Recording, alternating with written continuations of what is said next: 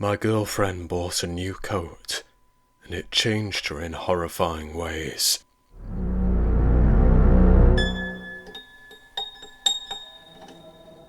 She was so pleased with herself, and you know that feeling. You've worn an outfit that turned you into someone else. Someone prettier, someone funnier, someone better. But Alissa's coat didn't simply turn her into a new person. It turned her inside out. Like a doe-eyed dog, my girlfriend bounded into the kitchen with a fresh shopping haul to present. I smiled and started to nod my head in approval before I'd even seen what my girlfriend bought. It was a practiced response. But this day would be different in so many horrible ways. Alissa didn't dive into the plastic shopping bag. She surprised me by letting it drop to the kitchen tiles, as if it had been burdening her.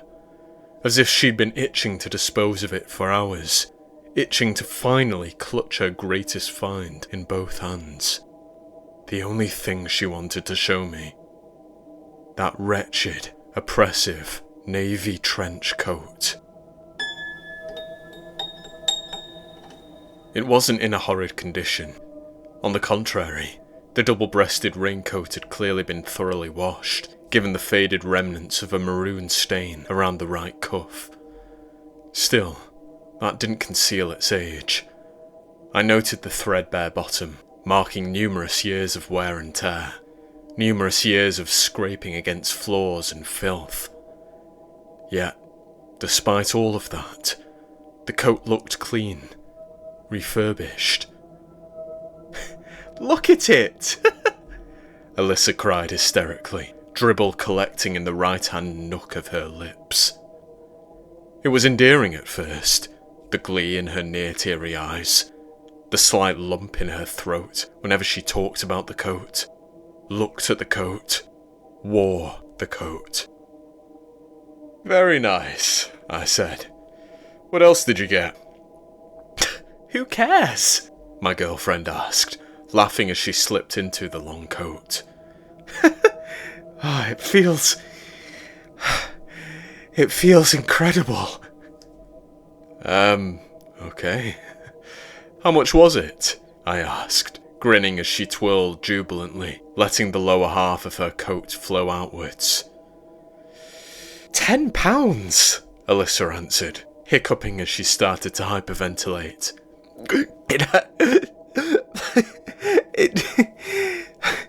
It should have been £100, Derek. 100. Okay. Wow. You sure do find some gems from charity stores, I said, a little unsettled by her demeanour. Did you get it from Oxfam? She nodded eagerly. Yeah, they had a mountain of things in there. Apparently some locals abandoned their home, begged the shop to take everything they owned. That's odd, I said. Alissa shrugged. One man's rubbish is another woman's treasure. The shop assistant was shocked, actually. Shocked? I asked. My girlfriend nodded. Yeah, I found this at the top of one of the boxes by the door. The woman said she hadn't got around to unpacking everything, but she didn't remember that coat even being there. Mysterious, I chortled. These strange drips of trivia would mean nothing until later. It was a little after noon on a relatively pleasant day, yet Alissa insisted on wearing the coat whilst we relaxed in the garden, even with the sun beating down. I dismissed this, but it seemed a little strange that she chose to wear the coat during dinner, too. And I finally said something when my girlfriend decided to continue wearing the coat whilst we watched Bake Off on the sofa. I know summer has nearly come to an end, but it's not cold at all in here, Alissa, I said. The heating's on. Come on, take the coat off. She didn't reply immediately. I thought she hadn't heard me. Thought my well-layered partner had been hypnotised by the screen. thought she'd noticed the rather appetising cherry pie being keenly surveyed by Paul Hollywood's hypercritical gaze. Upon looking at Alissa, however, I realised her eyes were glazed. She wasn't watching the programme at all. She was shivering with delight as she ran hands up and down the fabric of her coat. I was about to repeat myself when she sharply spoke with a croaky, tearful giggle. "I would sooner take off my skin." My stomach twisted. Not from my girlfriend's alarming turn of phrase, which I would have viewed as a bizarre joke if the evening's horror had ended there. No. My stomach twisted in synchronicity with the cotton coat's twill pattern. It was not a trick of the light. The fabric was warping, spiralling as the sleeves tightened against my girlfriend's skin, as the lapels of the coat started to slice into her neck. "Honey," I fearfully began. "Are you—" I lost my train of thought. Alissa had lost hers when she first donned the coat. Neither of us understood what was happening. The colour of her neck, at first, appeared to be the result of cut-off circulation, but as the fabric only continued to tighten its grip, I realised that a red twill pattern was forming across my girlfriend's flesh, stretching up her chin and along her cheeks. It was as if she were becoming one with the coat. I screamed and reached towards her, but Alissa spun rapidly, robotically. Her vice-like grip halted my wrist before I managed to touch the coat. "Don't," she warned in a whisper hardly her own. "You'll crease it." Then my girlfriend turned off the television and rose from the sofa with arms stretching upwards. The fabric seemed to have stopped tightening, thankfully, and it groaned woefully as Alissa flexed her arms. She, on the other hand, seemed peaceful, blissfully unaware of what was happening to her. Though her red complexion had faded, the pendulum seemed to be swinging in the other direction. She was starting to grow pale. Her skin appeared dry and cracked. "Water," she begged me, before surprisingly removing the coat from her frail body. I didn't question it. I was simply relieved to see Alissa finally take off the unnatural thing. She carried the coat and herself up to bed. Meanwhile, I tried desperately to convince myself that I'd hallucinated everything else. The coat didn't tighten of its own accord, I thought. That would have been madness. When I summoned the courage to enter our bedroom a few minutes later, I was relieved to find that the trench coat had been draped over an armchair in the corner. Alissa was lying on her side of the bed, looking rather unwell, yet somehow more herself. She smiled warmly as I handed over the glass of water and started dressing down for bed. "Thank you," my girlfriend huskily said, taking a large swig. "I'm sorry about before, Derek. I don't know what came over me." I smiled, having chosen to forget the unnerving thing I'd seen. It's fine. I know you get fixated on new things. It was just far too hot to be wearing that coat today. You know that, don't you?" Alissa gulped down the water, then nodded weakly. "You're right. I did feel a little peaky. Oh, I'm so thirsty. I'll probably be filling this up throughout the night." "I'm not surprised," I said. "You might have heat stroke." She rolled her eyes. "I'm fine now. I just needed a drink. A big drink."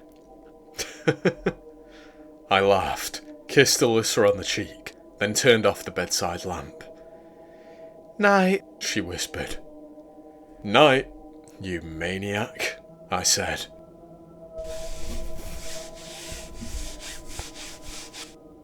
It was the faint scratch of cotton against suede that woke me. Hardly a rustle, but loud enough to alert my sleeping mind. I turned to look at Alissa. She was sound asleep. Dead to the world, as my dad would say. But my girlfriend was typically a light sleeper.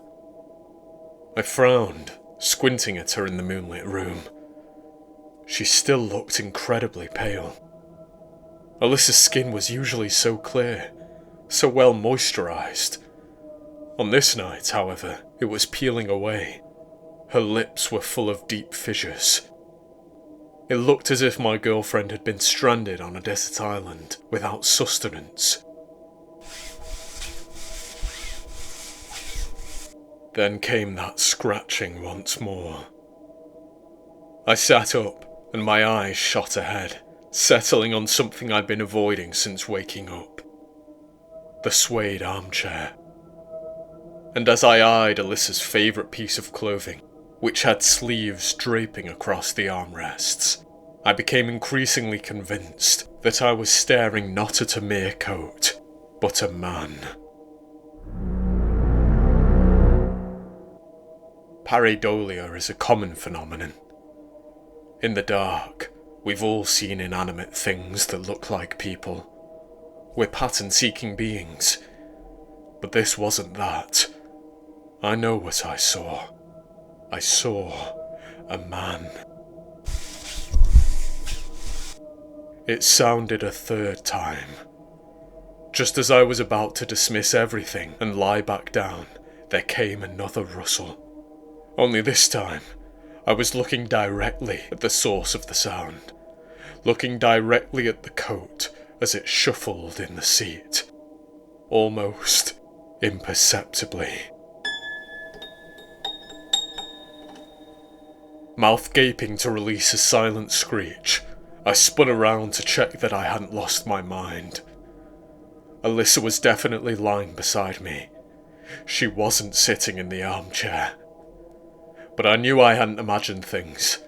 I knew I'd seen the coat move in the moonlight, pouring through slightly parted curtains. I knew there was a blackened shape, wearing the awful piece of attire, which trailed down to the carpet. And when I returned my gaze to the armchair, preparing to be met with the oh-so-ordinary sight of a static coat, I was met with a terror beyond human understanding. There stood a lightless, gangly figure at the end of the bed, wearing the long navy trench coat and eyeing me with something that was not a face, was not anything but blackness. I yelled until my lungs deflated, whilst fumbling with the bedside lamp and almost knocking it over. In response to the racket, Alissa finally woke from her deep slumber, but it was too late. As if cowering under the harsh, revealing glow of the lamp, the coat tumbled to the carpet, and the dark figure was gone. Alissa didn't believe me, even when I pointed at the damp trail leading across the carpet, from the armchair to the coat at the end of our bed. I told her I didn't move the piece of clothing, didn't leave that foul-smelling trail of water. I know that it was all real. The proof is there on her skin, the telltale twill pattern on her neck and cheeks. My girlfriend continues to absent-mindedly dismiss it as a unique rash, but she isn't herself. She seems to have forgotten whatever she briefly realised for long enough to remove the coat. And she's started wearing it again. I tried to throw the damn thing out, but it always finds its way back into our home, back onto Alissa's body. It's draining her, drinking from her. I realise that now. It is draining the water from her body and claiming it for itself. It wants to become stronger. That's what I feel. The man was crooked and unbalanced on that first night, but with every passing day, he grows in strength. and the wet carpet trail is spreading throughout the house as something wanders our halls every night. I want to leave, but I have to save Alissa. No matter how much she drinks, she continues to weaken. That man is sapping her strength, her soul. I don't want to know what happens to us when the creature has had its fill.